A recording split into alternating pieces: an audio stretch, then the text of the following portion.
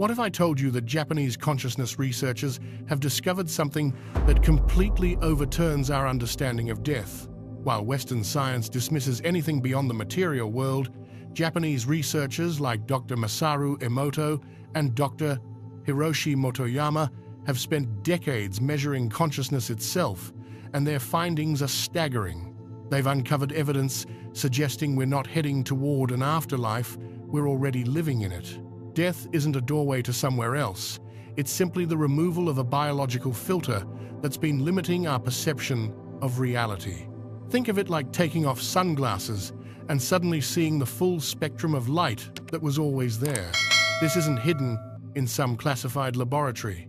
The evidence is woven into experiences you have every day, those moments of inexplicable knowing, the feeling of being watched, dreams that feel more real than waking life.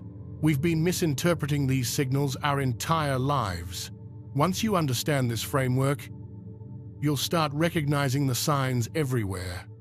But why has mainstream science overlooked something so fundamental? And what does this mean for how we're living right now? When Dr. Hiroshi Motoyama first published his findings on consciousness existing beyond the physical body, Western scientists dismissed his work without even examining the data. But here's what they missed, and it reveals everything about why Japanese researchers are decades ahead of us in understanding the true nature of reality. The difference isn't just methodological, it's philosophical, cultural, and it runs so deep that most Western scientists can't even see the blind spots they've inherited. You see, Western science has been trapped in a conceptual prison for over 400 years, ever since René Descartes drew that famous line between mind and matter. Cartesian dualism told us that consciousness lives in here, pointing to your head, while everything else is just mechanical matter out there. This split became so fundamental to Western thinking that we've been trying to solve consciousness like it's a machine problem ever since. But Japan never built that prison. Walk into any traditional Japanese home, and you'll find a small shrine where the family honors the kami, the conscious spirits that inhabit everything from ancient trees to kitchen utensils. This isn't primitive superstition. It's a sophisticated understanding that consciousness permeates reality at every level. Shinto, Japan's indigenous spiritual tradition, sees awareness as the fundamental fabric of existence, not something that mysteriously emerges from complex brain chemistry. When Buddhist concepts arrived in Japan over 1,000 years ago, they didn't clash with this worldview, they deepened it. Buddhism brought detailed maps of consciousness continuing after physical death. But these weren't treated as religious beliefs to be accepted on faith. They were treated as testable hypotheses about the nature of reality. This is why Dr. Motoyama could design experiments that would never occur to a Western researcher. While Western scientists were asking, how does the brain produce consciousness? Motoyama was asking, how can we measure consciousness when it operates independently of the brain? Think about the difference in those questions. One assumes consciousness is trapped inside the skull. The other assumes consciousness might be everywhere, temporarily focused through biological structures, but not limited by them. Motoyama's unique position as both a rigorous scientist and a practitioner of yogic meditation gave him access to phenomena that pure materialists never encounter. He could feel subtle energy fields around living beings, sense consciousness at a distance, and perceive what he called the luminous body that exists beyond physical death. But instead of keeping these experiences private, he brought them into the laboratory. This is where Japanese research methodology becomes revolutionary. They embrace what they call subtle phenomena, measurable effects that exist at the very threshold of current instrumentation. Western science tends to dismiss anything that can't be reliably detected with existing tools. Japanese researchers build better tools.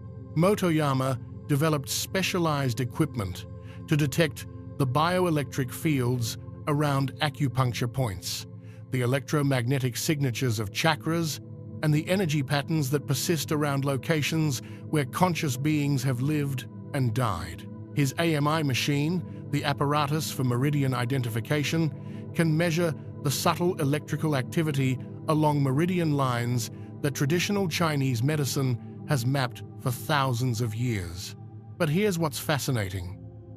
When Motoyama measured these fields around people who were clinically dead, the patterns didn't disappear. They shifted, becoming more subtle but remaining detectable for hours, sometimes days after biological functions ceased. Western researchers, trapped in the assumption that consciousness equals brain activity, would never think to look for such patterns. They're like astronomers who refuse to build telescopes because they've already decided the stars don't exist. Different cultures literally see different constellations in the same sky.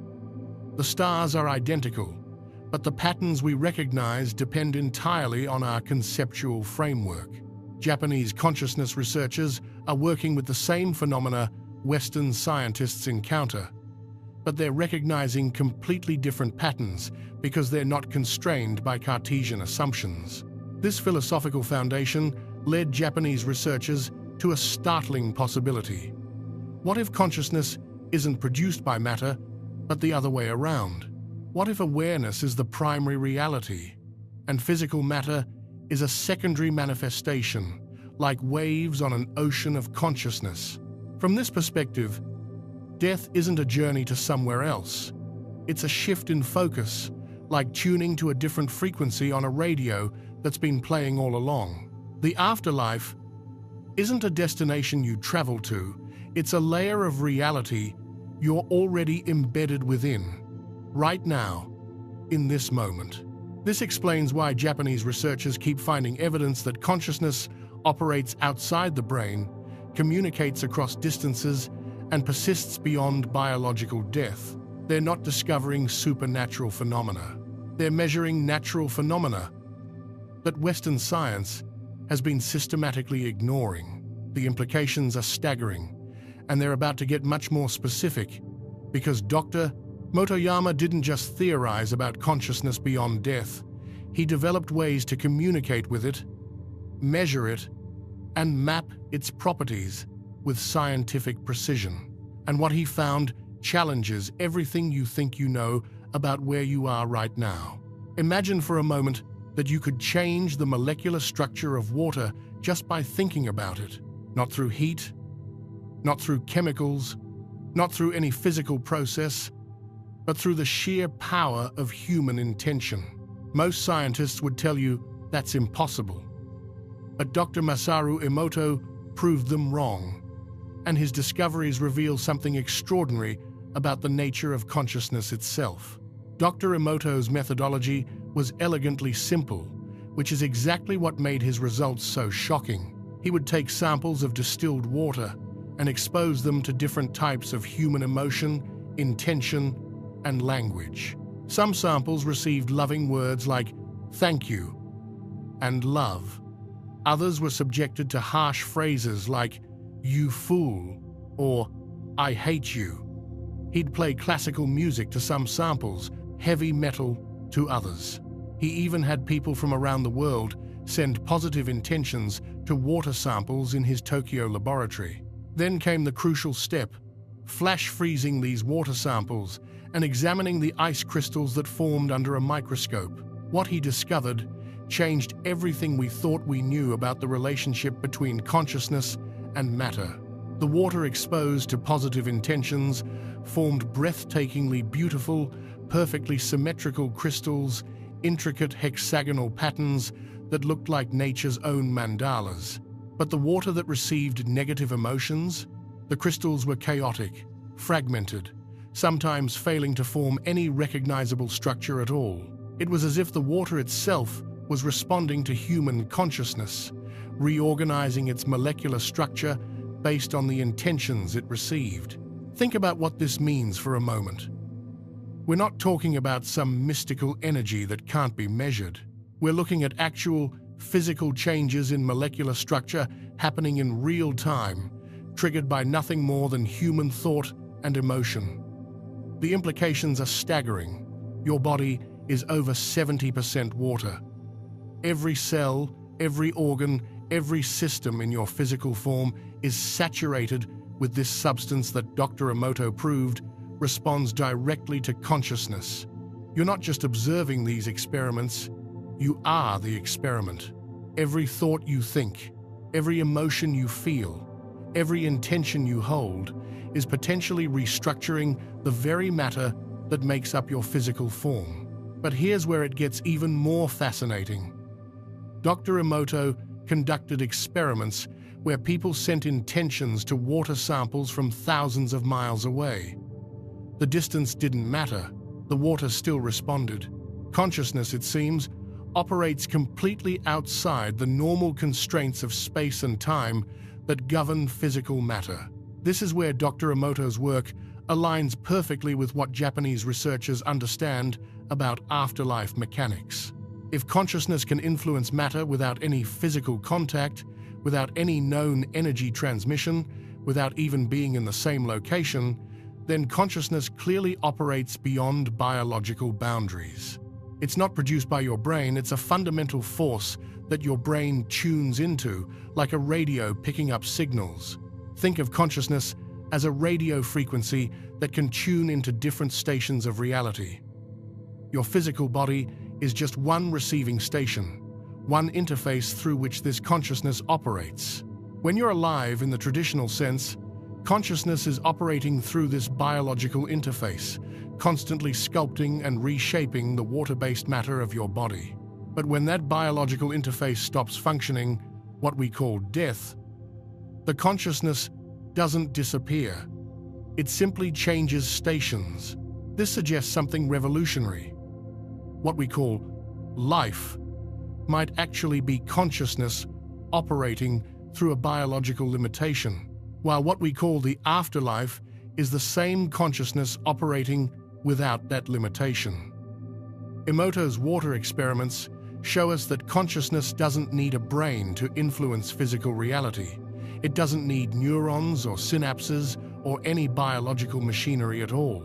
Now, mainstream science attacked Dr. Emoto's work relentlessly, claiming his experiments couldn't be reproduced under controlled conditions. But here's what they missed. Traditional double-blind studies are specifically designed to eliminate the consciousness component.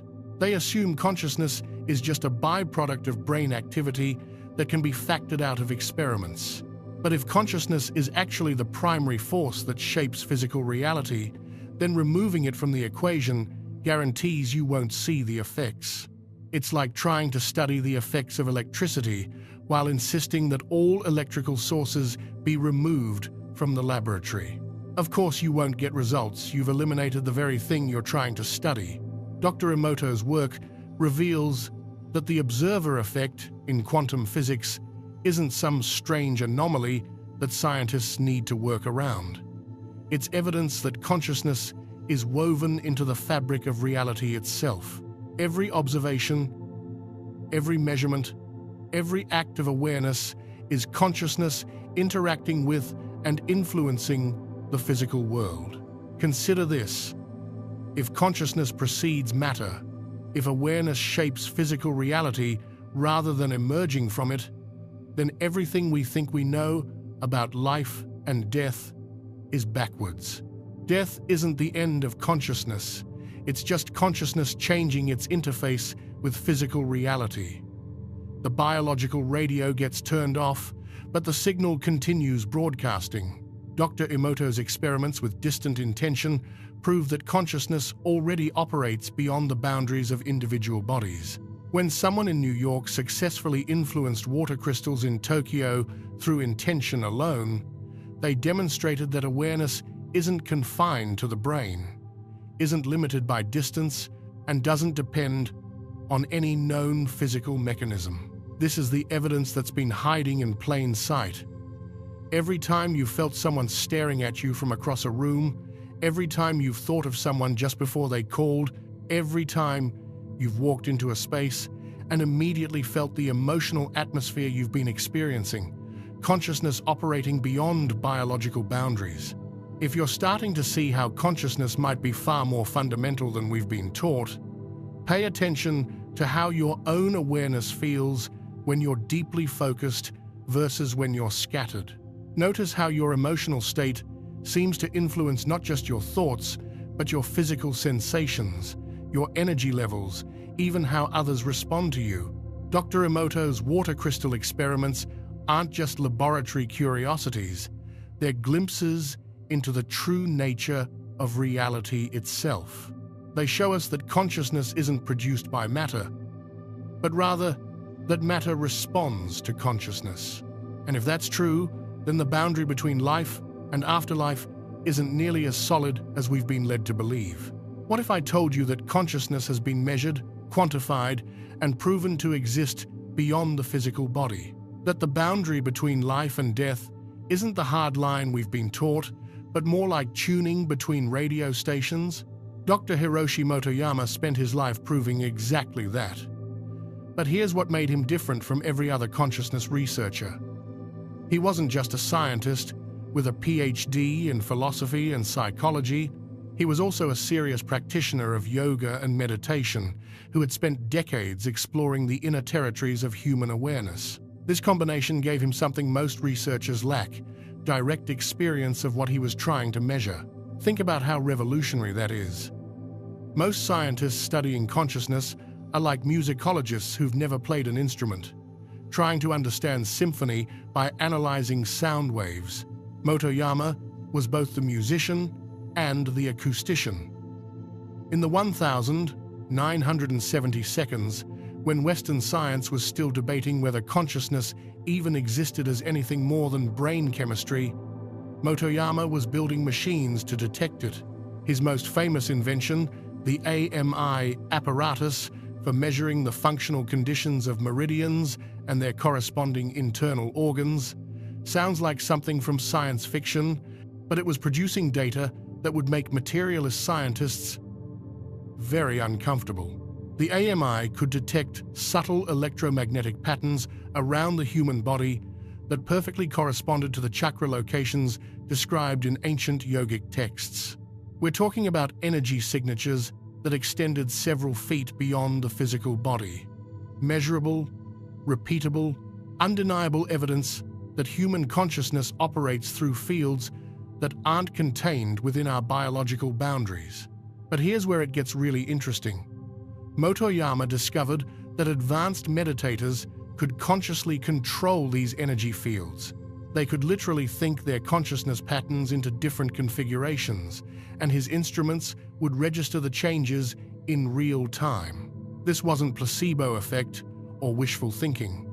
These were electromagnetic field variations that his machines could measure with scientific precision. One of his most stunning experiments involved monitoring these consciousness fields during deep unconscious states, when subjects were under anesthesia, in comas, or in the deepest stages of sleep. The consciousness signatures didn't disappear. They remained detectable, operating independently of brain activity. This is like discovering that a radio station continues broadcasting even when all the receivers in town are turned off. The signal is still there, still active, still transmitting. It's just that the usual detection equipment isn't functioning. Motoyama's research into what he called psi phenomena pushed these boundaries even further. His instruments detected consciousness signatures during out-of-body experiences, remote viewing sessions, and near-death events. People would report leaving their bodies, and his equipment would register their consciousness fields moving through space, sometimes appearing in locations where the person claimed to be viewing. Remember Dr. Emoto's work with water crystals that we discussed earlier? Motoyama was measuring the same principle, IEC-EMP, consciousness directly affecting physical reality, but from the electromagnetic side. His instruments could detect when someone was focusing intention on an object in another room. The consciousness field would literally extend across space to interact with distant targets. This led him to a conclusion that should fundamentally change how we think about death. According to Motoyama's data, death doesn't represent the termination of consciousness, it represents a shift in frequency. Like tuning from AM to FM radio, the signal continues, but on a different bandwidth. Think about what this means. If consciousness naturally operates beyond the physical body during life, if it can be measured extending through space, if it continues functioning when the brain is unconscious, then what exactly is death supposed to eliminate? Motoyama theorized that what we call the afterlife is simply consciousness operating at its natural frequency, while physical life represents the same consciousness filtered through biological limitations. It's like the difference between listening to music through high-quality speakers versus through a tiny transistor radio. The music is the same. It's just the delivery system that changes the experience. His instruments consistently showed that consciousness fields remain coherent and organized, even when separated from biological anchoring points. This suggests that the boundary between life and afterlife isn't real. It's artificial, created by the limitations of our measuring instruments rather than any actual discontinuity in consciousness itself. Here's the part that really challenges everything we've been taught. Motoyama's work indicates that consciousness might actually be more constrained during physical life than after death. The biological body acts like a focusing lens, concentrating awareness into a narrow bandwidth for physical interaction, but also limiting its natural range and capabilities. This explains why his advanced meditation subjects could extend their consciousness fields so dramatically. They weren't developing supernatural powers.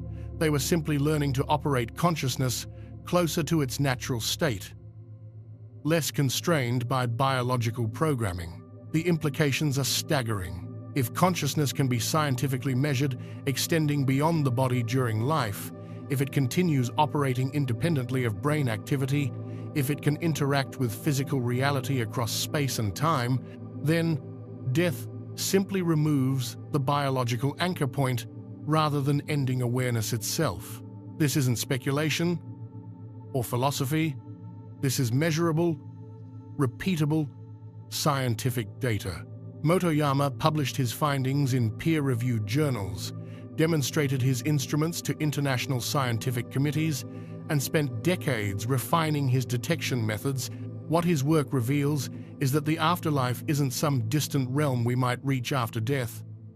It's the natural state of consciousness that we're already participating in right now. Physical life is the temporary filtering experience, not the other way around.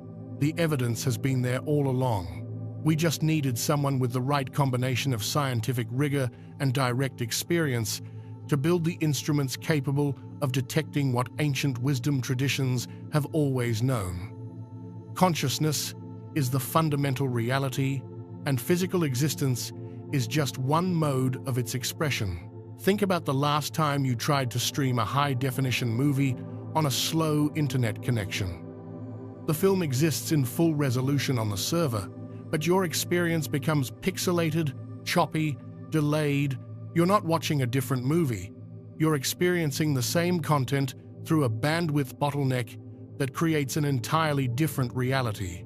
Dr. Motoyama's consciousness detection instruments revealed something extraordinary. The fields of awareness he measured don't disappear at death. They simply stop being filtered through biological hardware. What if I told you that your entire experience of being alive is actually consciousness running through the biological equivalent of dial-up internet? Japanese researchers studying near-death experiences have documented a phenomenon that challenges everything we think we know about the nature of reality. When people approach clinical death, they consistently report that time becomes non-linear. Knowledge appears instantly without learning, and their sense of identity expands far beyond individual boundaries. But here's what's fascinating. They don't describe this as strange or foreign. They describe it as coming home.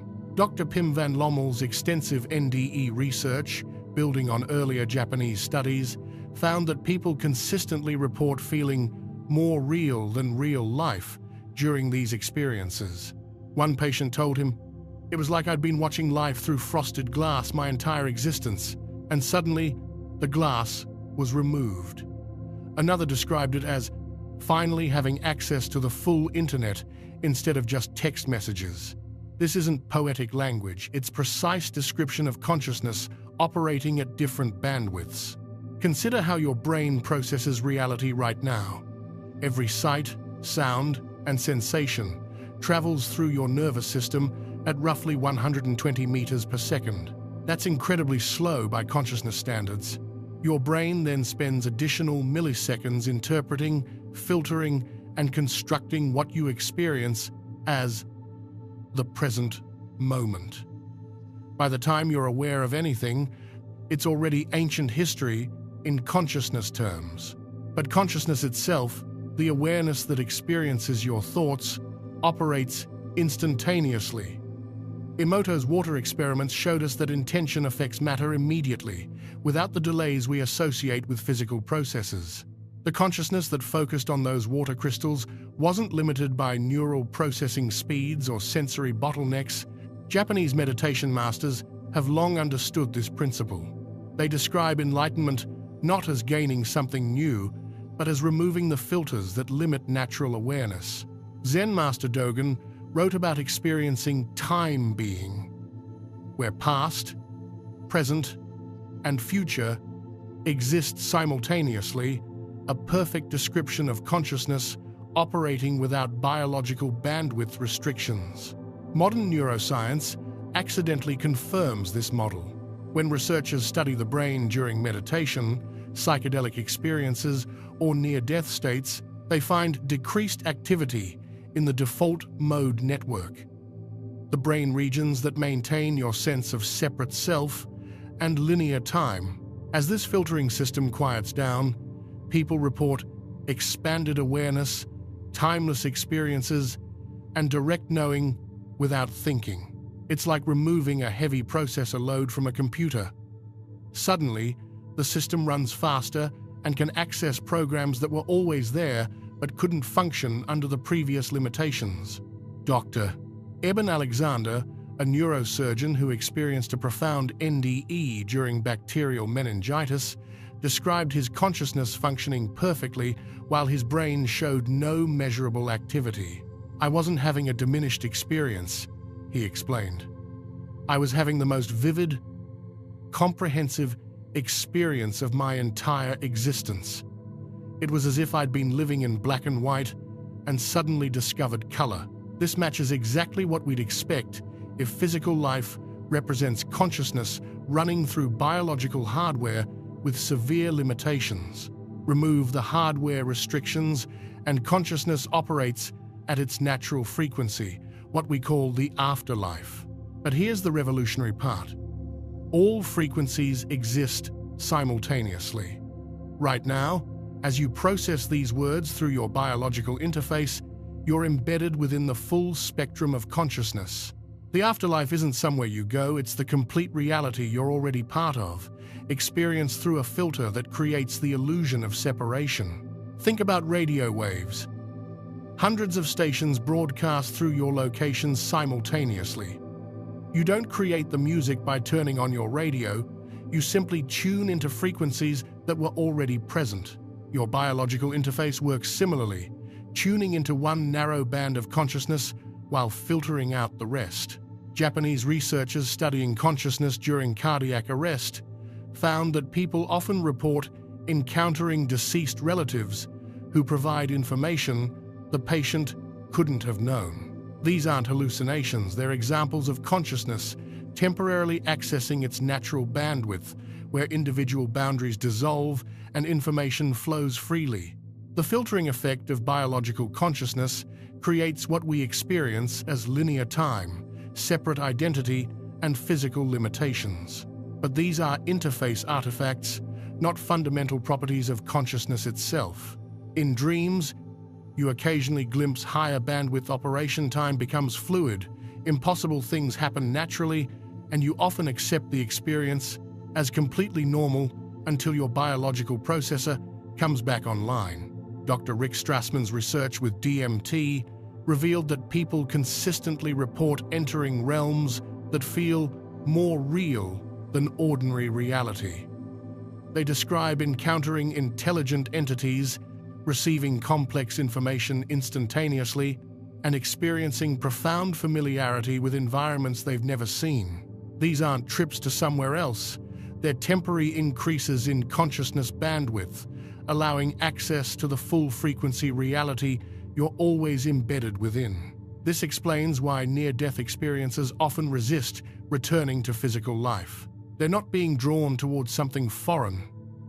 They're remembering their natural state and reluctant to accept the bandwidth limitations of biological existence again. The implications are staggering. Death isn't a journey or transition. It's the removal of a restrictive filter. You're not moving toward the afterlife through death. You're already there, just experiencing it through an interface that creates the illusion of separation, limitation, and linear progression. Physical life might actually be the anomaly, a temporary experiment in experiencing consciousness through extreme limitations. The afterlife represents baseline awareness, while biological existence is consciousness agreeing to operate through dial-up speeds for reasons we're only beginning to understand. The next time you meditate, pay attention to moments when your sense of separate self becomes quiet. Notice how awareness naturally expands when the biological processor isn't working so hard to maintain individual identity. You're getting glimpses of your natural frequency, brief samples of the afterlife bandwidth you're already tuned into. You're not preparing for the afterlife. You're remembering it. You know that eerie feeling when you walk into a place you've never been before, but somehow know exactly where the bathroom is?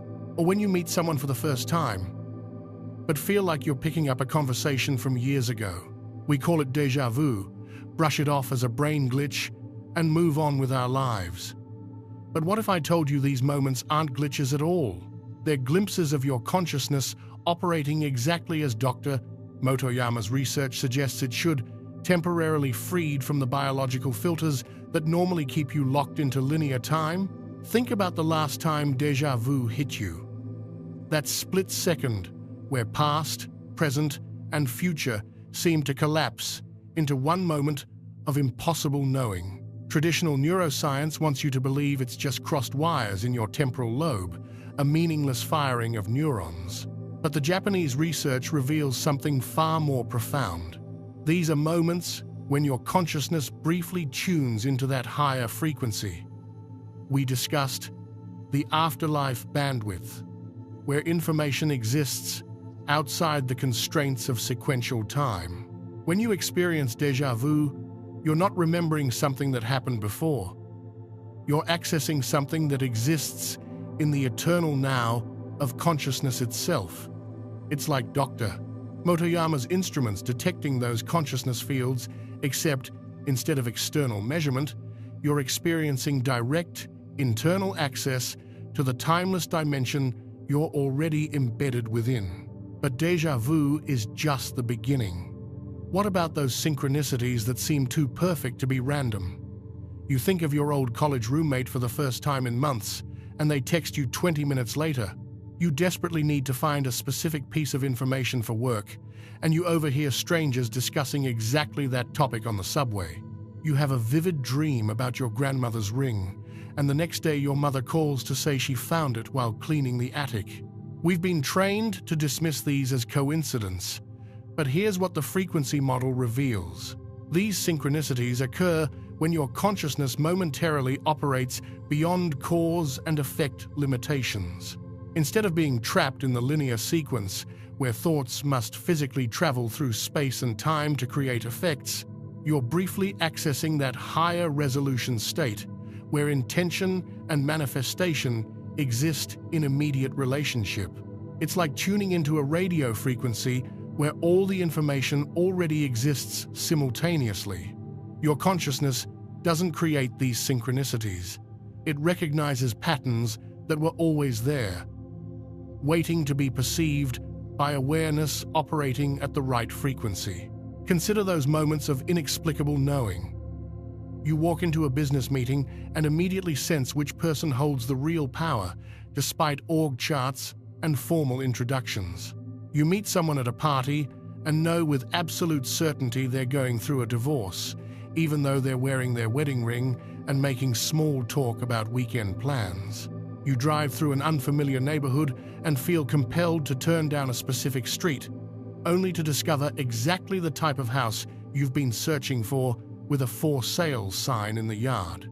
This isn't psychic ability, it's consciousness temporarily accessing information that exists outside the processing limitations of biological cognition. In the afterlife frequency, understanding doesn't require data collection and analysis.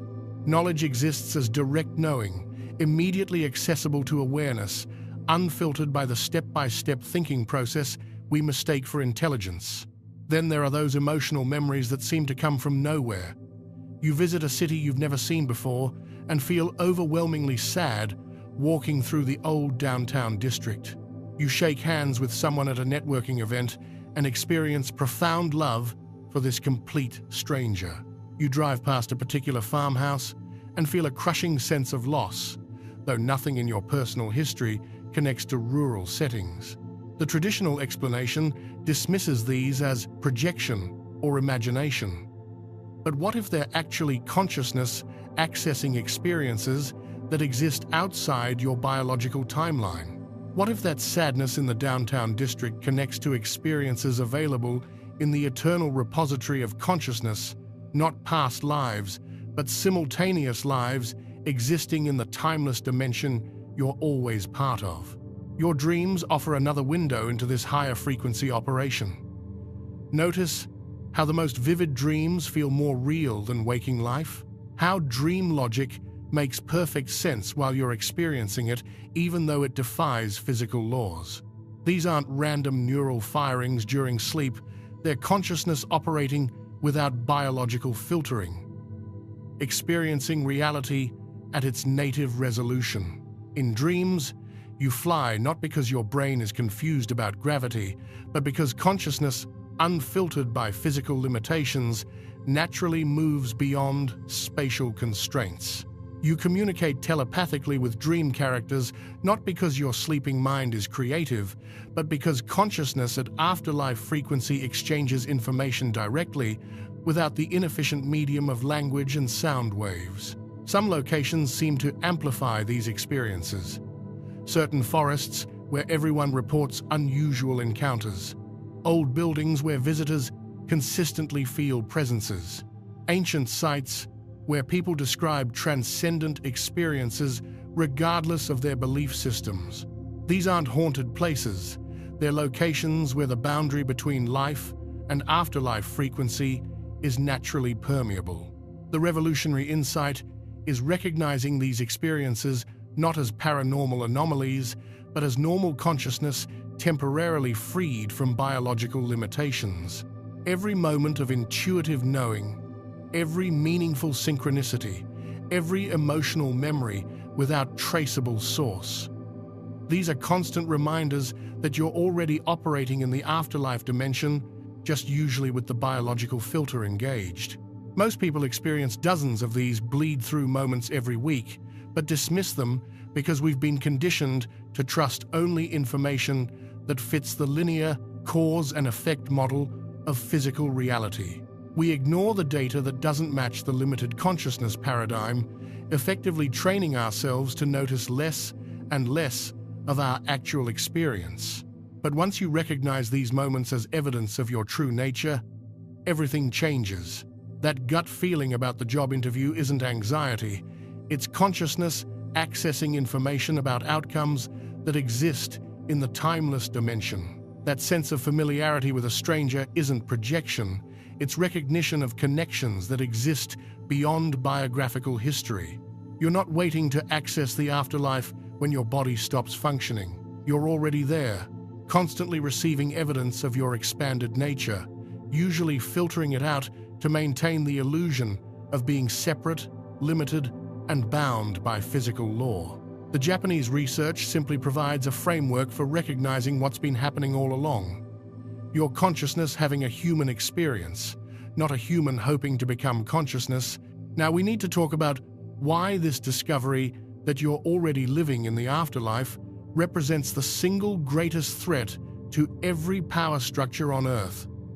And I mean that literally, because once you understand what's really at stake here, you'll see why Dr. Yamamoto's research remains buried in academic obscurity despite its revolutionary implications. Let's start with the foundation of all human control: the fear of death. This isn't just some abstract philosophical concept, it's the cornerstone upon which every institution of power has built its authority for thousands of years. Think about it. What makes people accept terrible jobs? Fear of not surviving. What makes them submit to authoritarian governments? Fear of chaos and death. What makes them hand over their money to religious institutions? Fear of what happens after they die. The entire system depends on you believing that death is the ultimate unknown, a terrifying void that must be avoided at all costs. When you're afraid of dying, you'll sacrifice almost anything for the promise of security. You'll work jobs that crush your soul because you need health insurance. You'll vote for politicians who promise to keep you safe, even if it means giving up your freedoms. You'll follow religious doctrines that promise salvation, even when they contradict your direct experience of reality. But here's what the Japanese consciousness research reveals. If people understood they were already post-physical beings temporarily operating through biological interfaces, this entire fear-based control system would collapse overnight. Literally, overnight. Consider how this would transform religious institutions. For centuries, organized religion has maintained power by positioning itself as the gatekeeper between you and the divine, the exclusive path to salvation after death.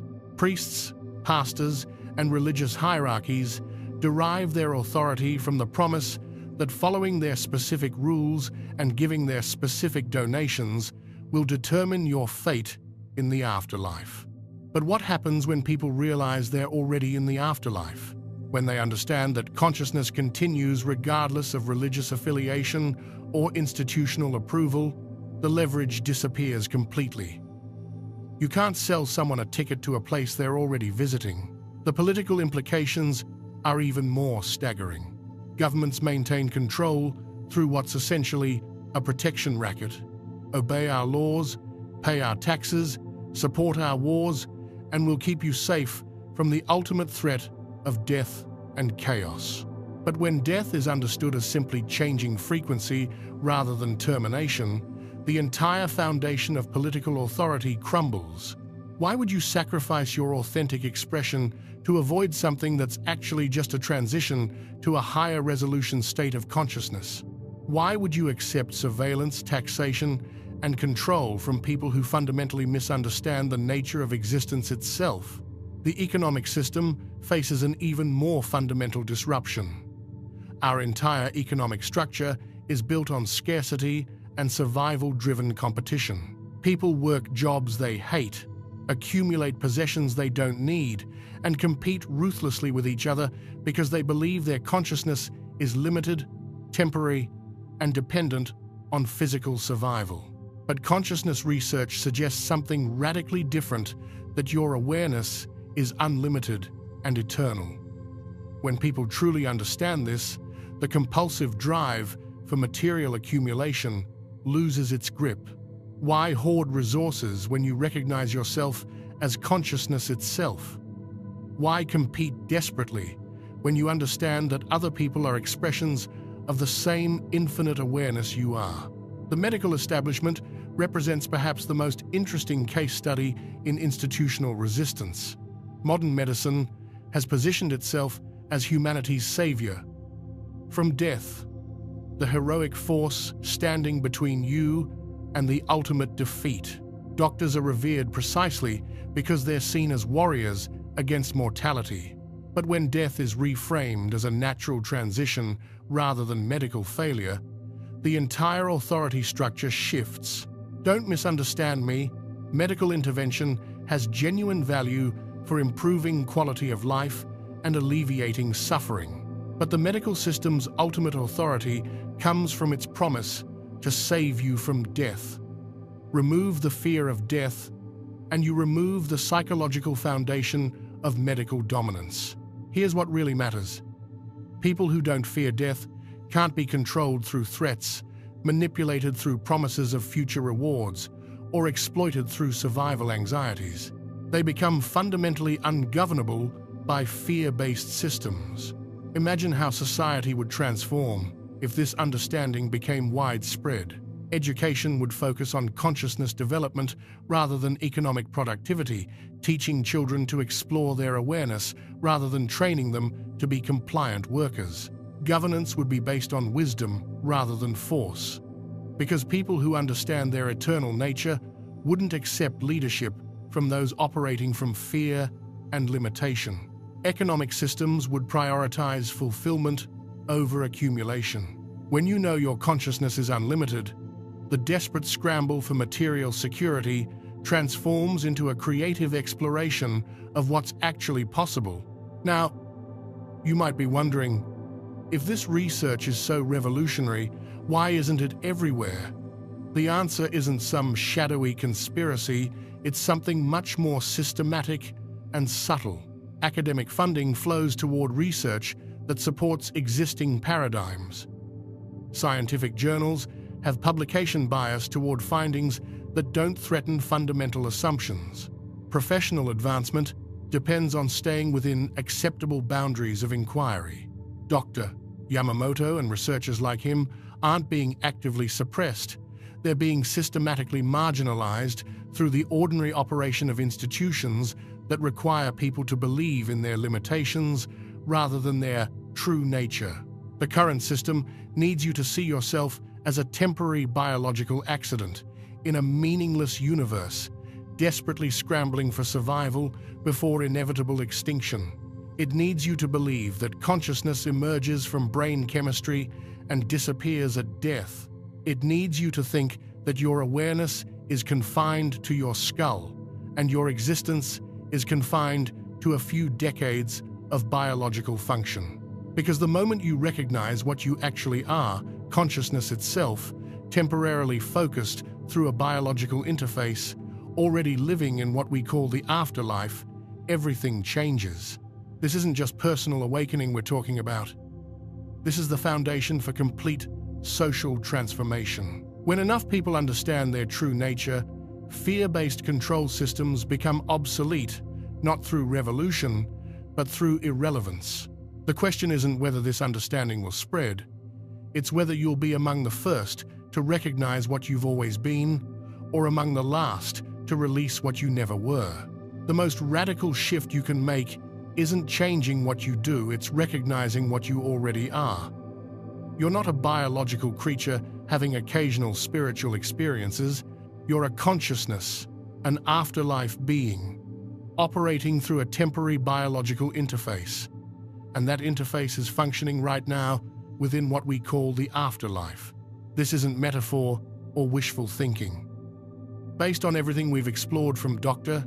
Yamamoto's consciousness research to the quantum evidence of non-local awareness, you are already living as an afterlife entity. The question isn't whether you'll exist after biological death. The question is, how does understanding your true nature change how you live right now? When you truly grasp this, everything transforms. That difficult conversation with your partner? You're not two separate biological entities competing for resources.